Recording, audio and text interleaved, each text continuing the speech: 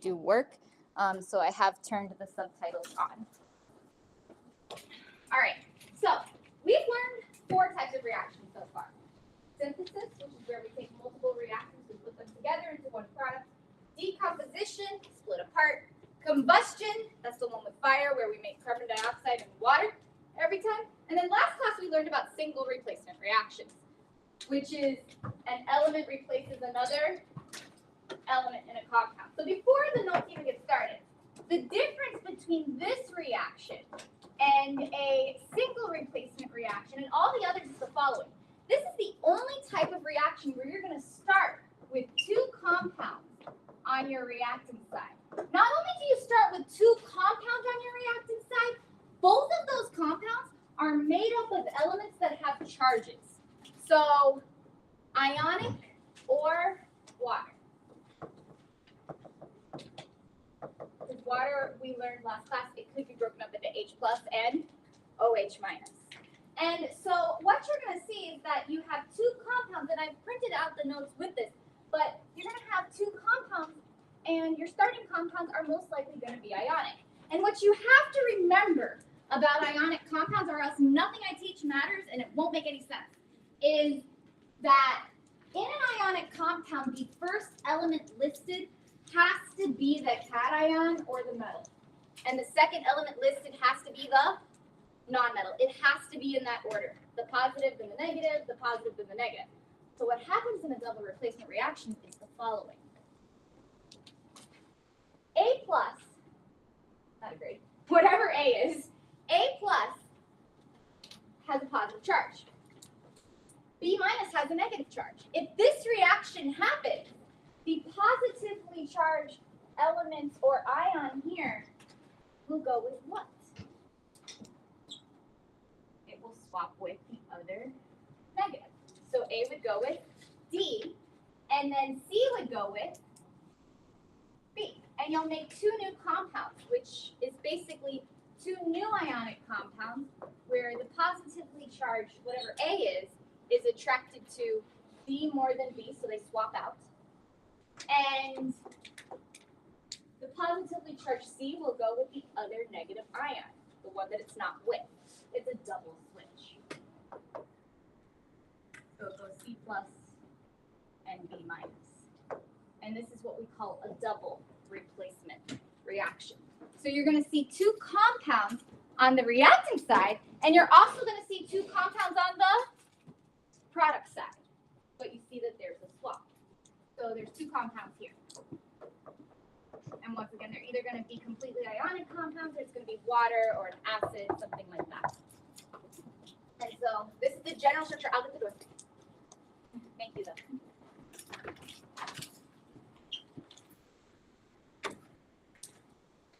This is the general structure of the reaction. You're going to see it on the next slide. If you write it here, you don't have to write it again. It will be written for you in 10-year writing, but I wanted you to get the idea of what you're going to do because you're going to have to learn how to make this swap yourself. You'll also notice that I restored the polyatomic ions in the front of the classroom. I'll tell you why today, later on today. In the AICE class, actually, I always have the periodic table printed as the first thing in their notes in case they need to go back and reference it. This is the same periodic table that Cambridge always gives you. You should always have a periodic table out with your group ionic charges or just straight up have them memorized because we're going to be reflecting back to those over and over again when we actually solve questions. So this is the same thing that I wrote. The order doesn't matter because this is a lot like math. If I put A together with D, and I put it on the product side, it doesn't matter if I write that compound first or if I write that compound second. Because remember, you treat the arrow as if it's like an equation. So it doesn't matter if this order is swapped. It's just you have to put A together with B and C together with B for your products. That's the main idea here, the swap that's happening. A way that I had a professor tell me was that it's the outer 2 parts you always put together, the outer parts and the inner parts. And that makes you your product in a double replacement reaction. And so this is the official definition. It's an exchange of 2 positive ions between 2 compounds and resulting in 2 new compounds formed, 2 new and different compounds. that are made up of the same elements, but this is a rearrangement of the elements. And you can see an example reaction at the bottom. You've got silver fluoride initially with potassium chloride, and then the swap happens. KF gets together as one product, and AgCl gets together as the other product. The inner two parts go together, and the outer two parts go together for your product. So what we're going to do is the first thing, your first sets of practice examples that we'll look at together, is we're going to learn how to make the predictions of what our products are. After we do a couple examples of that, I have to tell you, well, what if the reaction doesn't happen? How do we predict if the reaction happens or not? And so that's a topic called the solubility rules, which I did give you a handout for. It's also in your notes, but I printed out a larger version of that handout. So let's go ahead and get started. And we're right here, complete and balance. So what makes this different than anything else? Complete and balance. Well, the steps are always the same, right? If you remember complete and balance, how to complete and balance any type of reaction, I gave you back this handout in lesson 1. I told you it would work for the first 3 lessons. We're back here again. The first step of completing and balancing is what? Something that you're hopefully going to start to remember. You have to predict the products, right? So step 1, and I'm just going to write that here. Step 1 is to predict the correct formulas for the products. It's always the same step. That's how I tried to write it. So the steps are the same no matter what reaction we have. It's just the type of reaction that changes. And so what is the type here? What's happening? What is our type this time? If it's double replacement, it's always the same thing. It's AB plus CD, and what's the swap you have to remember? Now, what do you have to remember? Right. You have to remember these 2 parts go together, right? And these 2 parts go together to make your products. And so the order doesn't matter of how you write them. I'm going to write them AD first and then CB second, but that doesn't matter. If you did CB plus AD, it's the same thing. It's just you make those 2 different compounds. Well, how do I know what is A, what is B, what is C, and what is D? How am I going to figure that out? So the first thing you're going to want to do is figure out what is A plus B minus C plus and D minus. And how I'm going to teach you to do that is by just using a little chart. And so first we're looking for A plus. Meaning in this first compound, if this is AB and this is CD, right? AB and CD. What is the identity of A? No. What is the identity of A? It's potassium. So what you're going to have to do is the following. When you're trying to make a new compound, you take the element, you take its charge, but you don't take its amount. You don't take the subscript because the subscript is only a result of mixing potassium with carbonate here. So be careful with that. I'm going to say it again. When you identify what your ions are, you take the identity of the element or the polyatomic ion, you take its charge, but you do not take the subscript. So A plus is what? K with what charge? Correct. So now we're good. We don't put a 2 there because it's not there. It's only there if it's combined with specifically carbonate, but that's not what we're going to do on the product side. We're going to put it with something else. So that's A. What's B?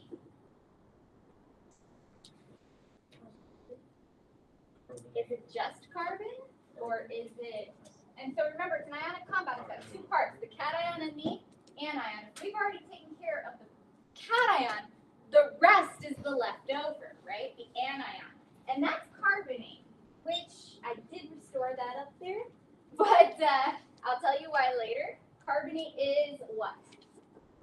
CO3, but you also have to take its charge. Now, You have to be careful with polyatomic ions. This is where it gets a little bit tricky. Remember I told you to take the identity of what it is, you take its charge, but you don't take the subscript. Why did I put the 3 there?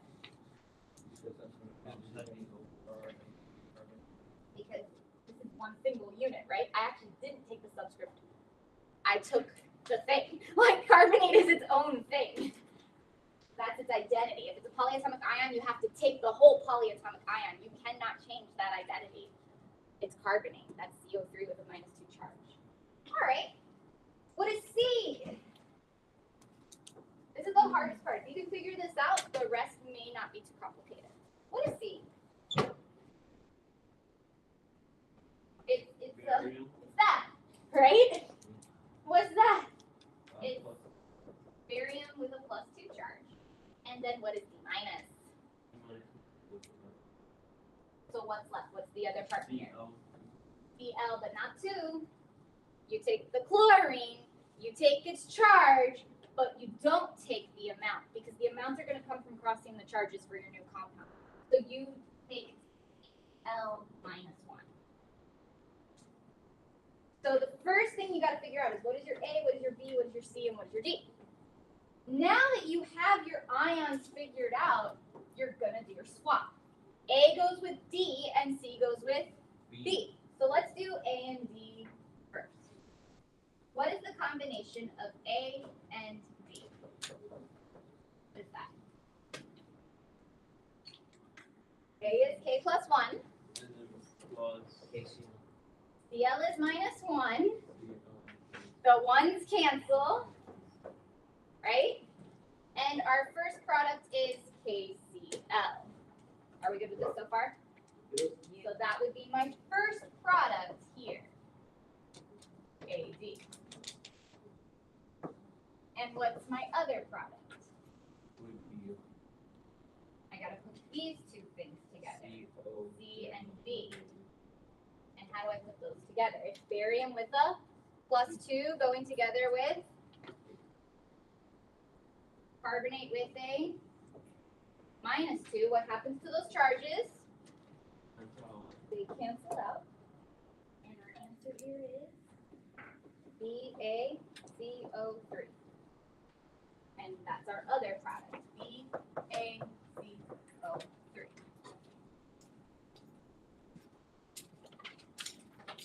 All right, let that marinate. Does that make sense? Do you understand how I came up with KCl for my first product and BaCO3 for my second product? Yes.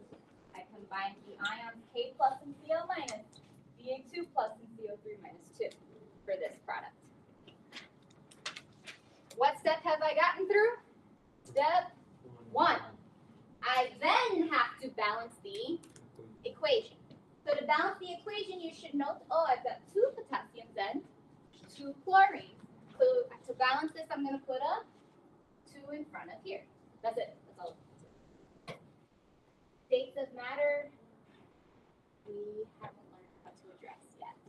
So for states of matter, hold on that until I teach you the solubility rules.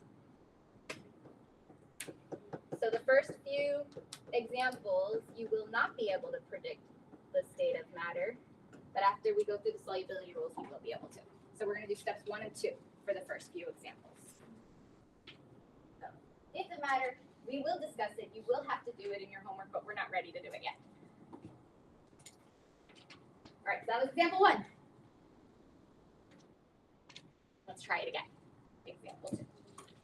And you'll see there's a bunch of examples here. 3 examples before we get to the solubility rules. The next one. Let's see if we've got this idea. BaOH2 plus H2SO4. What is the first thing we need to do? And I think you can start just writing it on the side here. Once you've got the idea, you're going to have to figure out what is your A plus, what is your B minus, your C plus, and a D minus. Interestingly, those all sound like the grades. You can figure out what all your ions are, because you're switching your ions. You're doing a double switch. The positive ion of the first compound is going to go with the negative ion of the second compound when you make your product. So what is our A plus? Barium. What charge does barium have? You've got to take the identity of what A is. You've got to take its charge, but you don't take the amount. All the amounts are 1 right now. Barium is plus what? 2. Or 2 plus 2. All right. What is our B minus? The other part of this, right? The other part of this is what's in the parentheses. That's OH. Well, what's the charge of OH? It's minus 1. You could either get that from reverse crisscrossing or the list, which I'll bring up where you're going to see it again shortly. C plus. What is C plus? H with A. What charge? Plus what? Plus 1. And last class, I stressed that hydrogen could only be positive 1. Can't be anything else. It has to be positive 1. It only has 1 electron. If it's in the front of the compound, it's positive 1. And then the last part, what is D minus? SO4 with what charge? Minus. Who's right there? It's minus 2. Minus 2. All right, so once I've identified my ions, I can put together my products for step 1, right? Because remember, step 1 in this process is figuring out your correct products. Formulas for products. We know we've now got to put A together with D, and we've got to put C together with B. That's what's happening for a double replacement. So how do we put A together with D? The first part.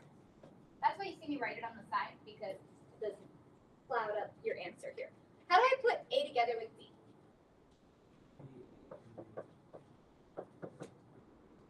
BA plus 2 going with?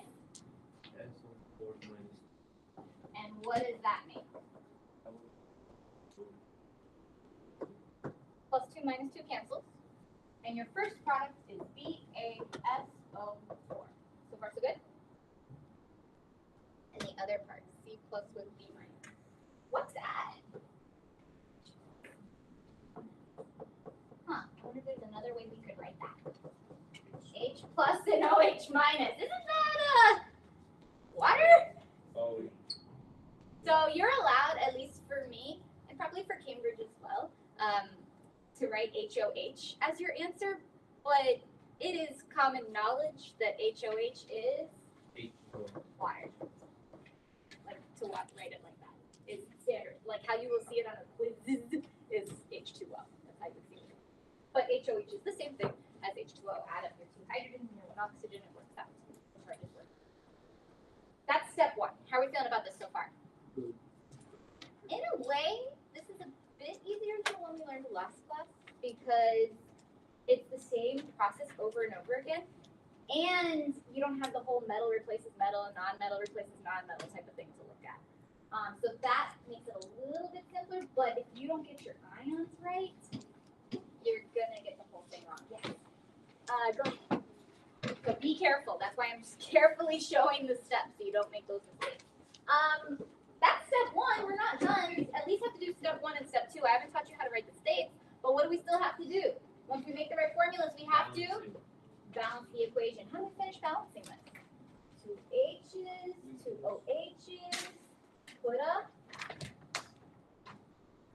Because remember, this is the same thing as HOH, and that's why some students actually just like to write it like that, because 2 H's, 2 OH's, 2 HOH.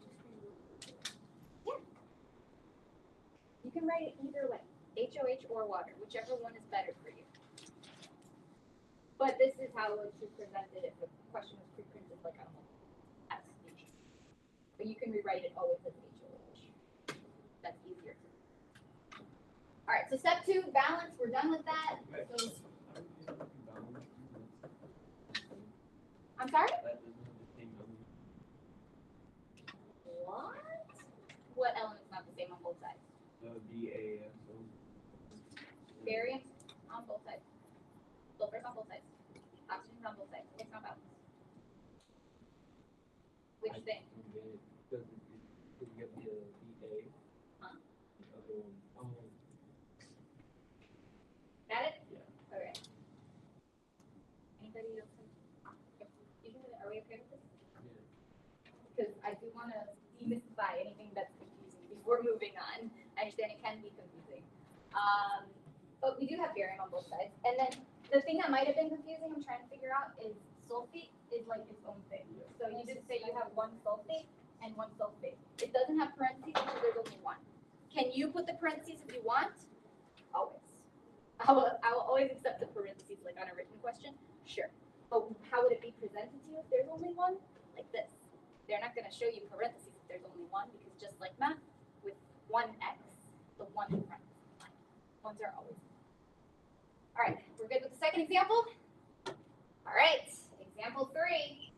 I'm going to let you try this yourself first. Try it yourself. You can go through the process. And I'll check it over the next few minutes. I will go over this one as well, because I'm not going to assume that you have memorized this process as well. But I do want to give you a couple of minutes to try before we move on.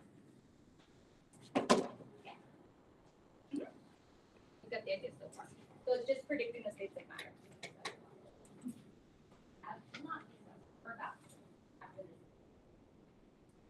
So try this one yourself.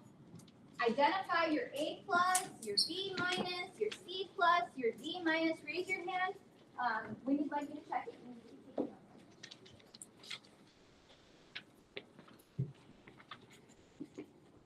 Remember, I am checking your notes at the end of the lesson. I'll be stamping them for participation completion. I will be putting in your first participation grade by the end of this week when I put in your first assignment grade.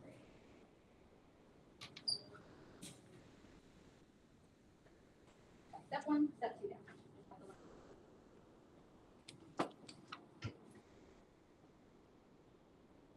Remember, start by finding your A plus, your B minus, your C plus, your D minus. You've got till 8:40, and then I'm going to show it and continue.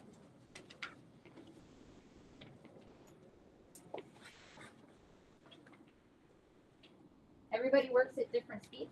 I know some of you can do it in your head, but the reason I teach writing it out is just in case. I don't want to write it in my head and then you don't understand how to do it, so that's why you see me writing out specific steps. You have to balance the equation. Oh. Remember, aluminum's +3, nitrogen's -1, so you have nitrogen.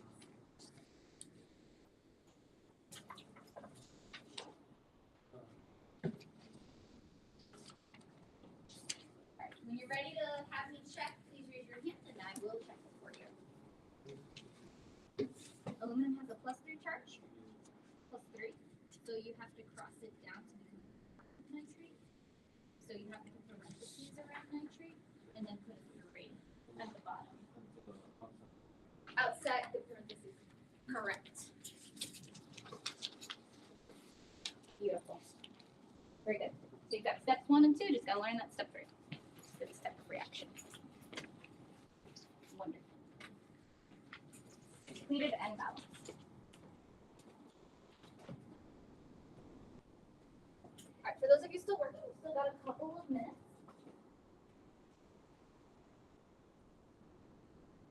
I will show how to do it if you did get confused somewhere. But I want you to actively attempt trying it yourself to make sure you're getting an idea of what the process is.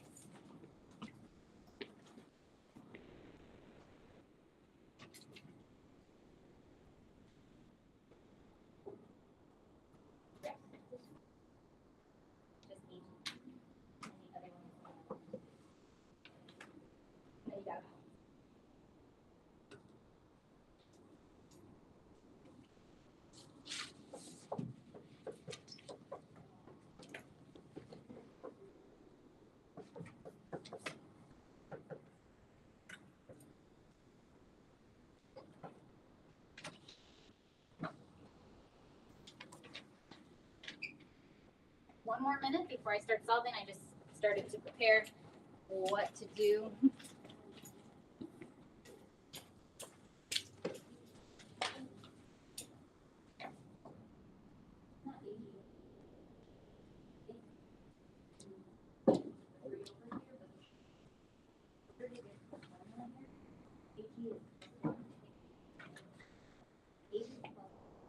you're supposed to and this is supposed to so because this is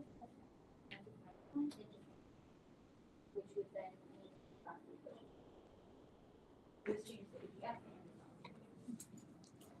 Alrighty, it's 8:40, so I'm gonna go ahead and start solving. So you can check if you didn't have me check to see if you got it right, if you're on the right track. So A plus here is aluminum with what charge? Plus here. Plus 3. B minus, we take over the identity of B, we take over the charge of B, but we don't take the amount because the amount came from aluminum, but we're going to mix fluorine with something else on the product side. So the balance changes. And so this becomes F, it's minus 1. Fluorine is in group 17, it always has a negative charge. C plus, might have been something you remember, don't remember. Silver always has what charge? It's one of the ones that you just got to know. It's silver is always plus 1. Plus 1. Silver is always plus 1, and zinc and cadmium are always plus 2. And then D minus is nitrate, which is NO3 minus 1. And so that is our identification. Now we got to put the stuff together. We know that A has to go with D. We got to put these two together. And that gives us the combination Al plus 3 and NO3 minus 1. Remember, if you've got a polyatomic ion and you're going to have more than one of it when you crisscross, what do you have to do? Put those parentheses, right? And you put the number on the outside. So you can see where those things we learned about, like, I think back in late October, early in November, over and over and over again. Why I stressed it back then, that you knew how to do this. So it's like this. Al and NO3 is our A. And then our CV is putting silver together with fluorine, right? When I put silver together with fluorine, I'm just writing what I'm doing here. It's Ag plus 1 with F minus 1. That balance, plus 1 minus 1, automatically cancels and gives me AgF, right? Because the 1 cancels. And so that's my other product.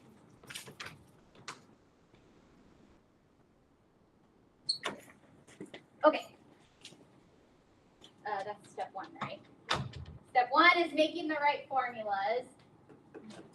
Step 1, formulas. We did that. That's this whole process here. This step 1. What's step 2? Balance, right? You see, every lesson I'm just writing it with less and less words. I started with all of this, and now I'm like, formulas, balance. I'm just going to say for step 3, states. One word. But hopefully you're getting the idea, the process of what needs to happen. And so step 2 is to balance. We're going to do that now. 3 nitrates means I need to put a 3 here. 3 silvers means I need to, and then 3 fluorines is already there. So this is good. We did 1, 3, 1, 3. It's correct. Yes. Yeah. Go ahead. All right. So you have now learned how to complete and balance double replacement reactions for the most part, but the most important question hasn't yet been addressed. Unfortunately, in order to address the most important question, we kind of have to work through some of these steps. And that's why I had to show it to you before I addressed the most important question. The most important question is, well, does it even happen? Remember in single replacement reactions, there was an option for no reaction. In this type of reaction, there's also an option for no reaction. And when you do the lab next week, you're going to see a couple that are no reaction, which means in experiment, you mix the two things together and you're like, well, that's boring, right? That means nothing happened, no change occurs. So let's take a look for double replacement reaction. What are we exactly looking to take place for it to happen? And how can we make this prediction theoretically? You'll see it in experiment next week. I would have actually liked to do the experiment a little bit earlier, so I'm going to add a little bit more to experiments to have to do it a little bit later. One of the chemicals I needed to order isn't coming in until Friday, so that's why you're not getting the lab till next week. Because actually, I could have done it on Friday, but I'm missing something very important, so it's coming on Friday. So I'm revising the reaction to make it hopefully a little bit more interesting even than it was before. Okay, so what are the requirements for a double replacement reaction? So requirements. What are we looking for? One of the three things that you see here has to be true if a double replacement reaction happens. If none of these things are true, you don't have a reaction. So first of all, and this is the one you're going to see the most often, one of the products is only slightly soluble in water and comes out of the reaction when you mix it. It comes out as a solid. So when you mix two liquids together, you form a solid at the bottom or you form something really cloudy. This means that a reaction has occurred. So another way of saying this is insoluble salt. It's actually slightly soluble is the correct terminology. Salt, which means solid appears. You see solid in your mixture, and there was no solid before. That is your first indicator that a double replacement reaction has happened. I'm going to teach you how to recognize that shortly. The second indicator that a reaction has happened is one of your products is a gas. There's only really one situation you're going to encounter where you get a gas. The specific gas, and this is also for the AICE class, the specific gas that you'll see is CO2, that same one that I told you before. If you produce CO2 gas, that is an indicator that a double replacement reaction has taken place. And you'll see later on in today's lesson where that actually shows up. And then finally, if one of your products is water, then the reaction has taken place. You formed water. That's actually a special type of reaction we're going to talk about more next class called a neutralization, where an acid and a base neutralize each other. But you would be looking for water as a product. If water is a product, then the reaction happens. If you don't get a gas and you don't get water and you don't get a solid, then actually you have no reaction. Nothing happens. And so we're going to come back to this word. When you have two aqueous solutions that form a solid, that solid is also known as a precipitate. So the solid that forms when I mix two aqueous solutions, that two aqueous solutions that are both no solids in them, but when I mix them together and I form a solid, that is called a precipitate. We'll be identifying those in the lab next week. And so the handout that I gave you, it's also in your notes, but I printed it out as one big paper, so you have it to consult to as needed instead of going back through the notes. It's a little bit larger. It's called the solubility rule. And so on the solubility rules, you're going to want to write Unit 5, Lesson 3. Unit 5, Lesson 3. And you're going to want to take some notes on this to understand what's being told to you there.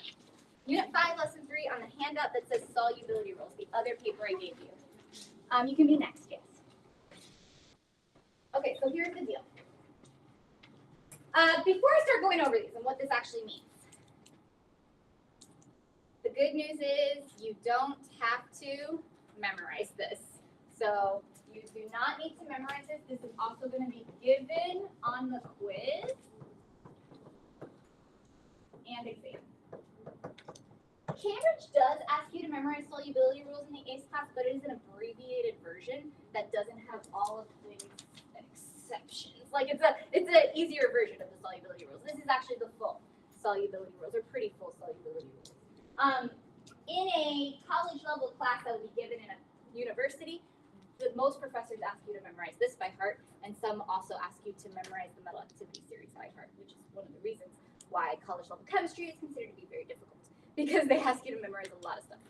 But for this quiz, this exam at our high school level, we're advanced high school, but we're still high school level, you do not have to memorize this. That's good news. That is good news. But you have to know how to utilize it, just like with the metal activity series. So on next week's quiz, you're going to be given both the metal activity series and the solubility rules in the back of your quiz, so you know you can use those. I'm going to print it out exactly like you see it here. Same thing with the metal activity series. It'll be exactly the same as you saw on the handout that you got. What do you notice about this? What is technically being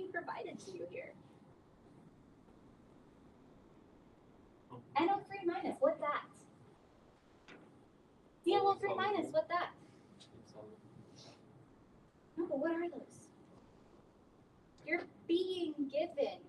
So if you're savvy, you're actually being given in this paper that's going to be on your quiz and test, you're being given the formulas of the polyatomic ions. So if you forgot them somewhere else on the quiz, they're here. So that's why I put the paper back in the front that has the polyatomic ions with their ions and their names, because a lot of them will actually be in your solubility rules. So just FYI, I know many of you are savvy, know your resources, know what you could use. If you can use this for solubility rules, then you can also use this to come up with your formulas for different polyatomic ions when you're completing and balancing.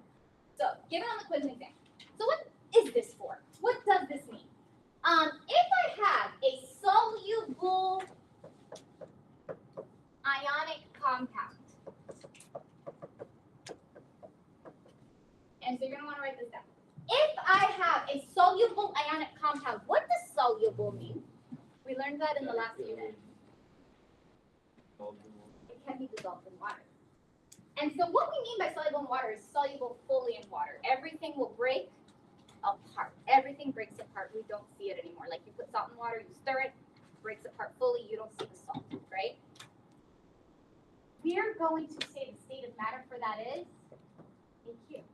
So if you look at the solubility rules and you come up that you have a soluble ionic compound, it's soluble according to the solubility rules, you know the state of matter for that ionic compound is AQ. What does the in front of insoluble mean? Insoluble means not, can't be dissolved. And it's actually sparingly soluble is the actual chemical terminology, means a little bit dissolved because all ionic compounds dissolve a little bit, but not very much. You'll observe a solid actually in the mixture, which means if you have an insoluble ionic compound, according to the solubility rules, the state of matter is what? If it doesn't dissolve, and you have an ionic compound that doesn't dissolve in water, then what is the state of matter? Solid. And so this is actually used, the solubility rules are specifically used to determine if the ionic compounds will be solid or aqueous. Solid or aqueous. So now, let's take a look if we can understand what's going on. Because remember, you don't have to memorize them, but you do have to interpret them correctly. All ionic compounds that have group 1 metals and all ionic compounds that have NH4+,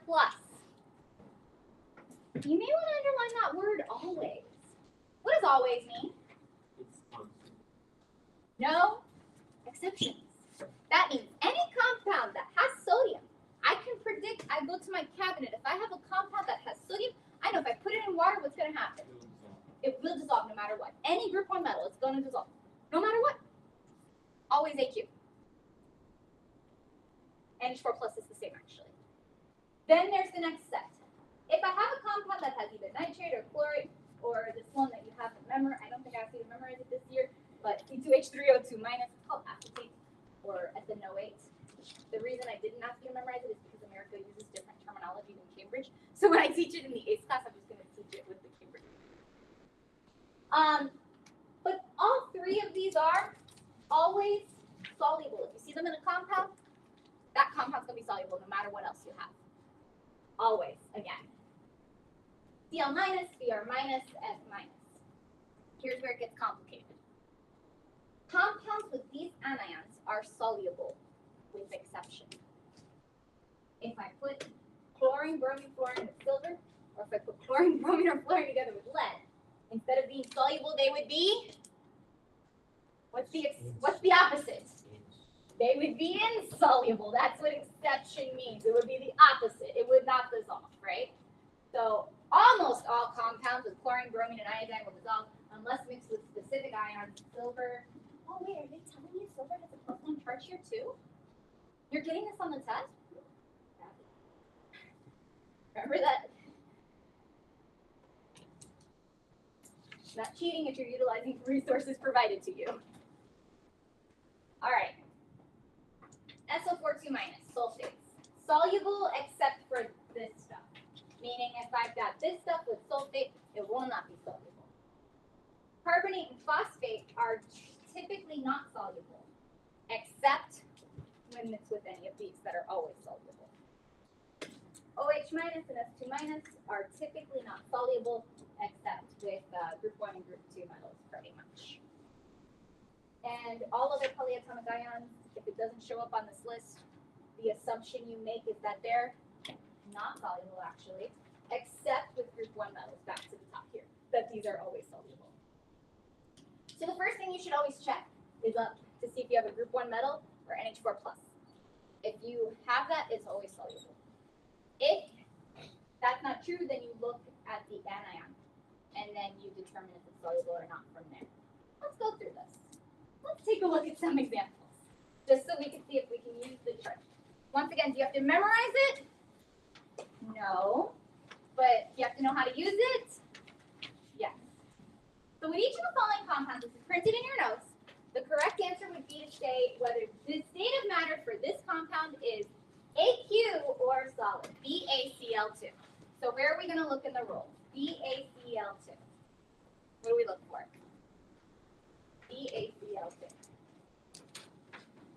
I would look at this one first. Is barium a group 1 metal? It's specifically group 1. Is barium group 1? No, so that doesn't apply. So if that doesn't apply, go to the negative part. What's the negative part of barium chloride? Cl. So go to the rule for Cl. What does it say? Soluble except silver lead. Is that silver or lead? No. So it is soluble.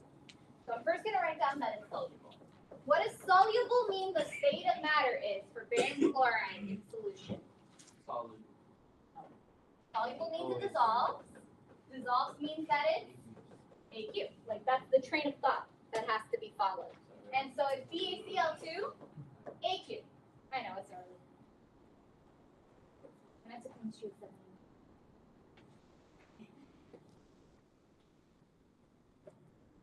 Okay. Traumatized. I actually loved that class. Just have to stay away here. Barium sulfate. What do we do? What do we do?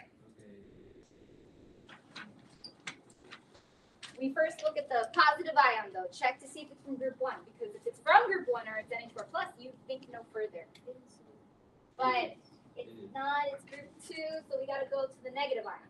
The negative ion is sulfate. Sulfate, the rule is here. It will be soluble unless it is with, sulfate is with strontium or calcium or barium or silver or lead. Well, barium's one of those, right? It's an exception. So if it's not soluble, that means that with these it would be insoluble, which means that the state of matter for barium sulfate would be solid. Na2CO3.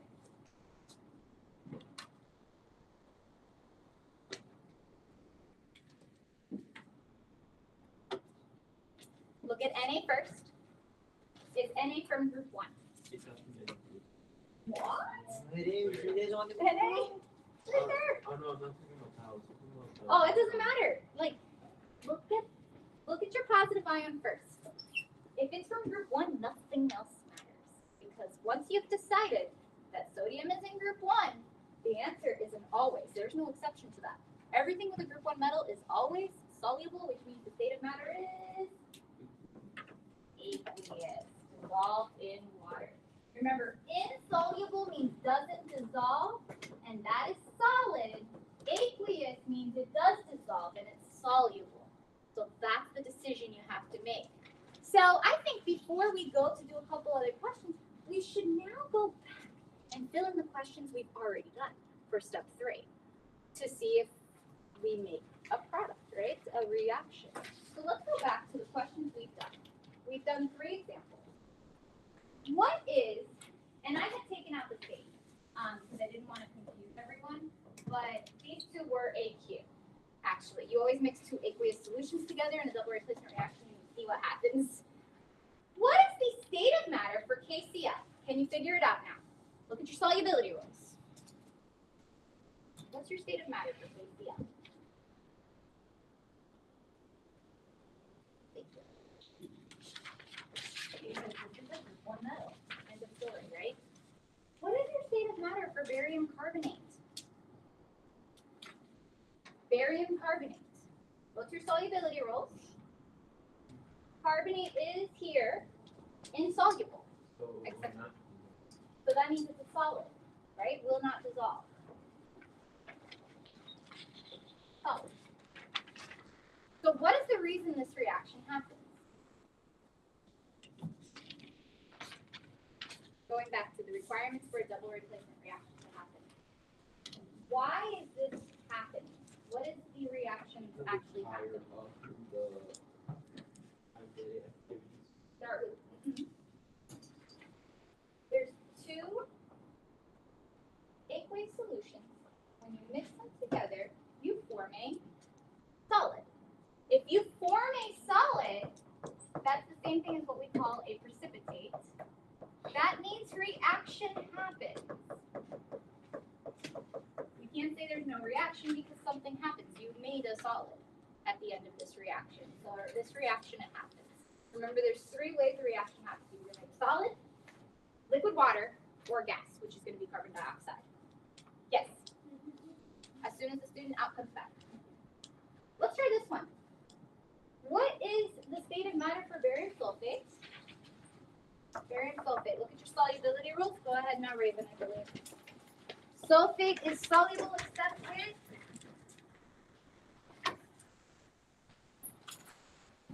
go take the test. Barium is not soluble, so this is a solid. Water is a liquid. It's one of the two I told you you can straight up memorize, right? So you make a solid and a liquid. This happens. So when would a reaction not happen? When would you say no reaction for a double replacement? When would you say no reaction? Because we said one of these three things have to be true. So it will be no reaction if you determine that both potential products Are either water or are AQ, soluble. So if both of your products are soluble, and that's the first thing you should check. If both of your products are soluble in water, then you actually did nothing because nothing happened. You mix two things that were soluble in water together. They're still soluble in water. You don't see a solid. You don't see a liquid. You don't see a gas. You don't see a color change. That's the definition of nothing happened. And so you may want to write that down. No reaction if both potential products are soluble. And you're going to want to check that before you even do anything because remember, if no reaction is an option, then why would you complete imbalance, right? So before you do anything else, step one is actually going to be to check to see if it actually happens. yeah, it does. So now we're going to go to our final set of questions. And hopefully, I think all of these happen, unfortunately. All of these do happen. Of course, to practice. So complete and balance the following reaction. If there is no reaction, you would simply put no reaction or NR. The same thing for your homework. If you find that there's no reaction, you just write NR and you stop. You don't do anything. You don't complete, you don't balance, you don't do anything. All right, include the states of matter. So, what do we do now?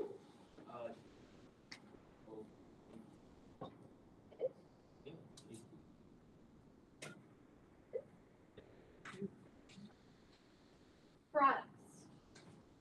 Your reactions will always be soluble in water.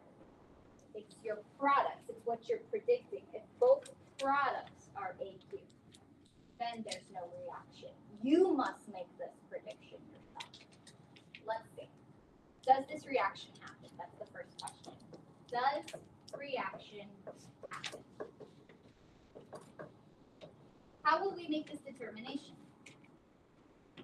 Take a look at the combination of iron and SO3, and take a look at the combination of K and CF in your solubility rules. what is the combination of Fe and SO3?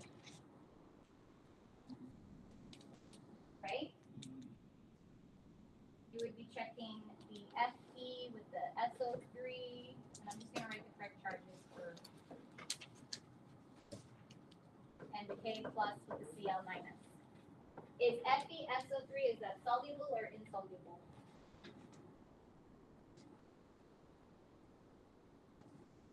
Soluble or insoluble? FeSO3. FeSO3. Is SO3 anywhere here? SO3. Is that here? So it's in here. It's insoluble unless iron was a group 1 metal. Is iron a group 1 metal? No. So it's insoluble. So what's the state of matter? We know that that's going to be a solid. So does the reaction happen? Once you've got a solid product, the reaction happens because you're taking things that are dissolved in water and you're making a solid. Yeah. Reaction happens if you make a solid, a liquid, or a gas. This reaction happens. And this is going to be AQ, just to be clear. So when we have our states of matter, we know what they're going to be for step 3. Once the reaction happens and that answer is yes, now we go through our steps. What do we got to do for double replacement? I've already kind of given it away, but it's A plus, B minus, C plus, N, Yeah. D minus. So it's F, B, Cl minus 1, And then K K plus plus 1, and that's all. and SO3 minus 2.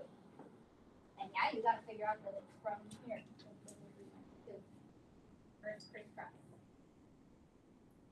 Now, A goes together with D. What is that formula? Thank you.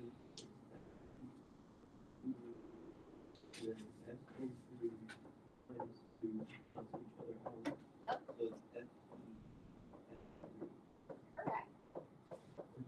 FeSO3. And then we put K together with Cl, right? For the inner two parts.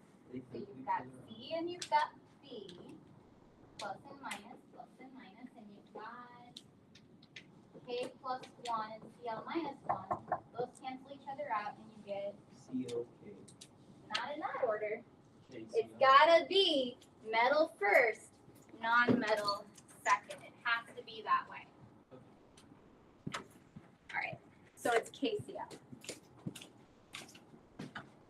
That's my correct formulas. We did step 1. Step 1 formulas. What's the next step? Step 2. Balance.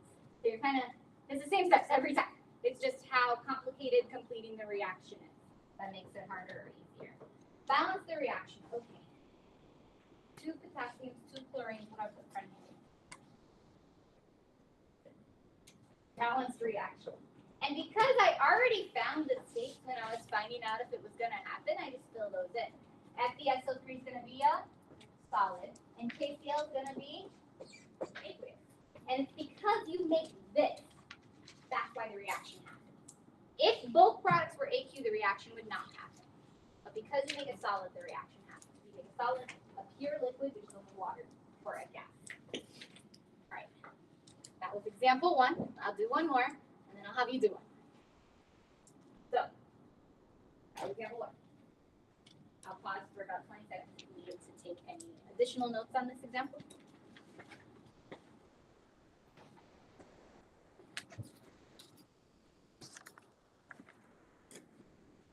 Step 3 was states.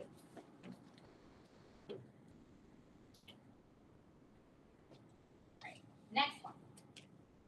So, first question before we do anything else is, does the reaction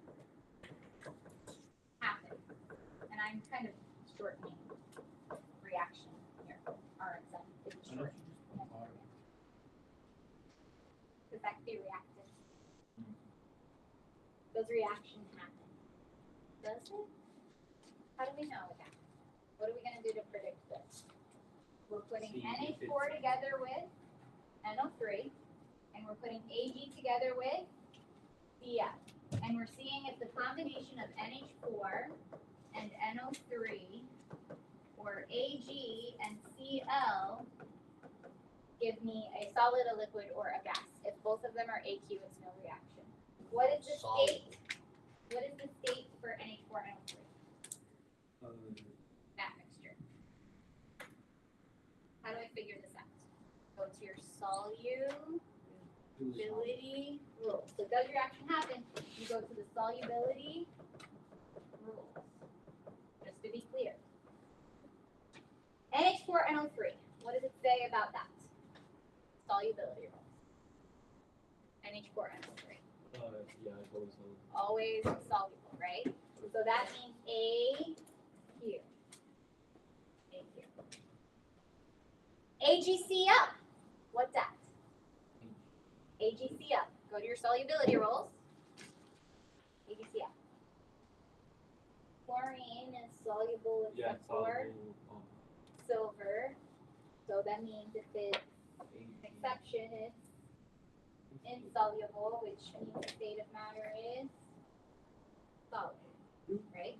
So AgCl is a solid. So does the reaction happen? Yeah. If you make a solid, a liquid, or a gas, the reaction happens. If both things are AQ, then no reaction. So what now? We gotta make the right formulas, right? Yeah.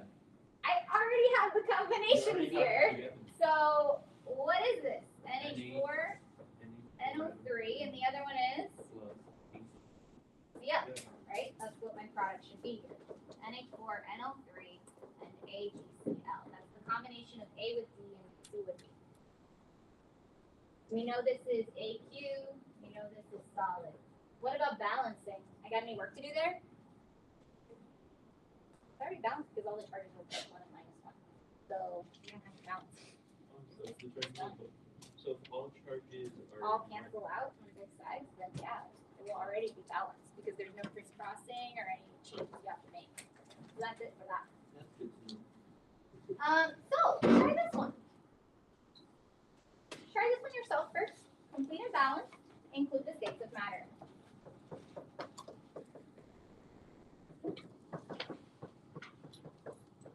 Try this one yourself. Let me check the homework real quick.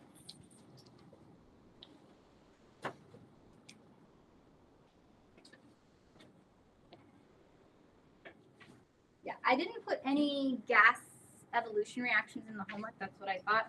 So this will be our last example. So I'll be checking your notes after this one that you took in and passing out the classic stuff. So try this one. This is the last one we're going to do today.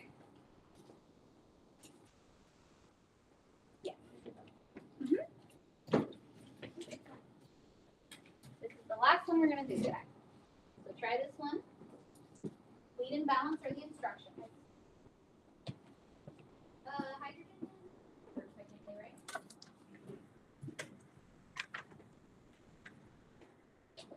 You can't call it a group 1 metal, it's not a metal.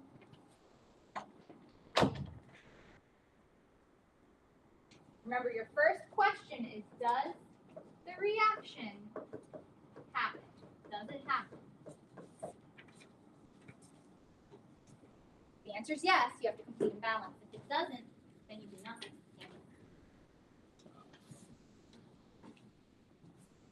If there's a solid, a liquid, or a gas form. Solid, a liquid, or a gas. If everything is AQ, there's no reaction. So, does it happen?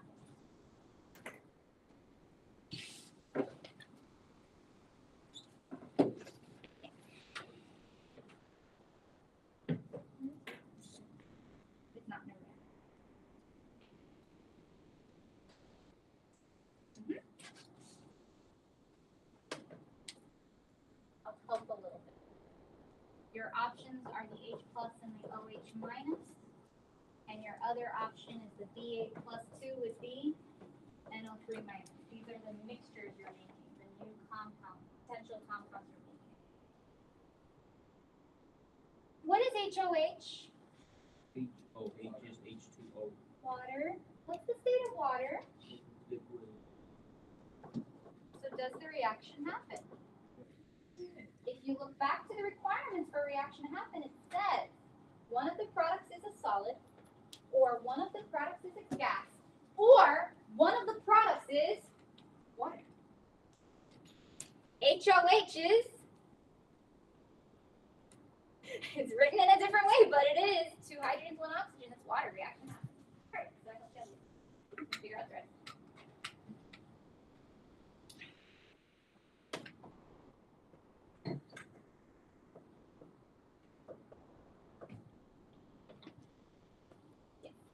Got it? Got it right. Nitrate is another. Got it right. That shouldn't be salt. Check your solubility rules.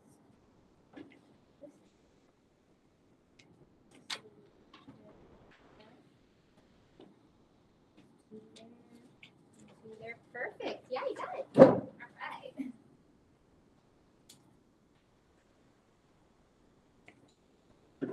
You ready for me to check? Start stamping. And then you perfect.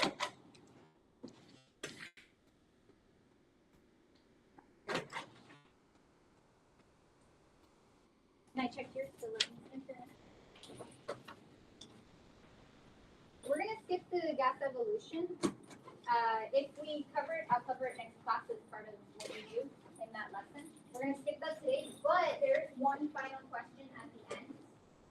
So,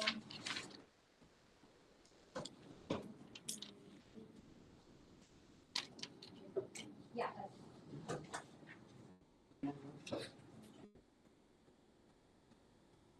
Good.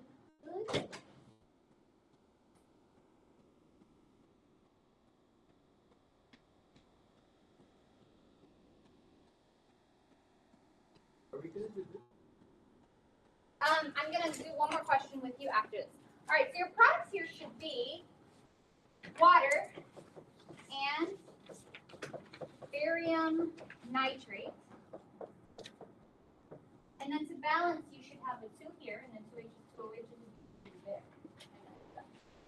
Let's do one more question together, and then I'm going to stamp your notes for completion and give you the homework for the end of class. The last question we're going to do, so I'm going to skip the gas questions for now, the ones that decompose into gases. But see if you can now classify each of the following chemical reactions by type. We have now done all 5 types. What is the first one? A. Sodium plus chlorine makes sodium chloride. Which of the 5 types is it? You technically have a word bank here. Because the 5 types we've learned are called synthesis,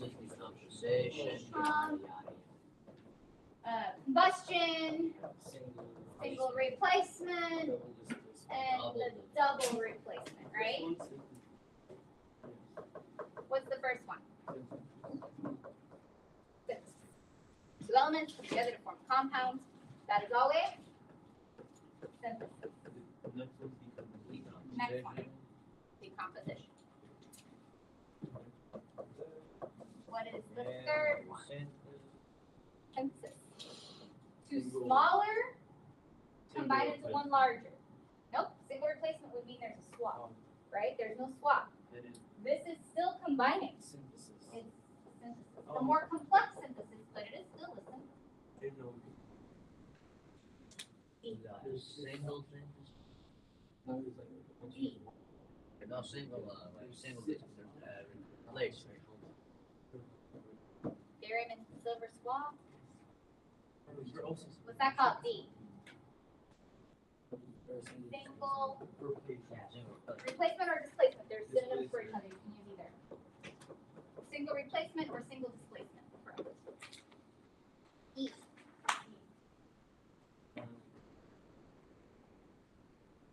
That's 2 compounds. The only one that has 2 compounds, where the outer 2 parts go together, the inner 2 parts go together. This is called double displacement or double replacement. And the last one.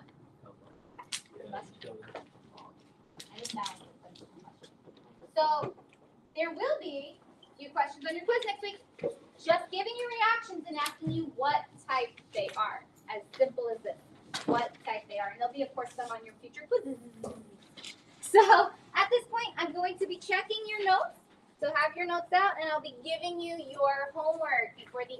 class. This is due next class, so make sure you're actively working on it. I know you've been working on your Good notes. morning, Good AICE. notes. This is Destiny and Lauren. Here, Please rise for the Pledge of Allegiance. and one more. There you go. All right, I'm checking. Pledge allegiance to the flag of the United States of America and to the republic for which it stands, one nation, under God, indivisible, with liberty and justice for all. And now, a moment of silence. Don't get up until Here are I've your passed morning out your materials and checked your notes. Attention CIE students, here are a few important reminders. Wear the appropriate school uniform. Your outerwear must be in solid colors, red, black, or white only. Class shirts are to be worn only on Fridays. School polos should be worn Monday through Thursday. PE uniforms can be purchased online at idly.com or at their Kendall location. Wear your student ID badge around your neck at all times. Arrive to class on time between 7:10 and 7:15 a.m. to avoid a tardy. Classes begin at 7:20 a.m. A progressive discipline plan is in effect for dress code and tardy violations. You may only eat lunch either in the cafeteria or at the picnic tables outside, no eating in the hallway. If you bring a bike to school, make sure you bring a lock to school and lock it up. The south side of the building is not accessible. All pickups and drop-offs are to occur in front of the school. Take this into account and leave a few minutes earlier to arrive at school on time as traffic will go down. CIE is participating in the Do the Right Thing program. The entire staff is keeping an eye out for students who do the right thing, such as preventing bullying, reporting a threat, showing exceptional kindness, or intervening in the press. Participation grade. Nominations will be submitted each month. Each nominee receives a T-shirt, So certificate, I would bumper actually, sticker, letter of congratulations, a free Papa John's pizza, not currently and available. tickets to the Miami Marlins game. Yearbooks are on sale now for $70. Please visit www.yearbookordercenter.com to order.